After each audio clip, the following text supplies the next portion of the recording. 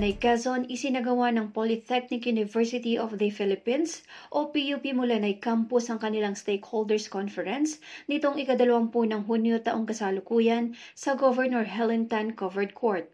Ang temang Honoring Partnership, Sustaining Progress and Building Futures ay nagbigay diin sa kahalagahan ng pagtutulungan ng mga institusyon sa pagpapaunlad ng edukasyon at serbisyo sa komunidad. Dumalo sa nasabing okasyon ng mga katuwang ng universidad mula sa iba't ibang sektor, kabilang ang 201st Infantry Kabalikat Brigade sa pangunguna ni Lieutenant Colonel Rene Giroy, Executive Officer ng Brigada bilang kinatawan ng unit.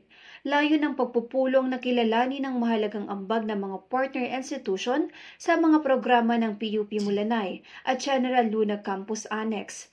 Bukod sa pagkilala, nagsilbing plataporma rin ang aktibidad para pagtibayin pa ang maugnayan, itaguyod ang makabuluhang proyekto at isulong ang mas maliwanag na kinabukasan para sa kabataan ng Quezon. Puran Sahol para sa Kabalikat News Update, magandang umaga.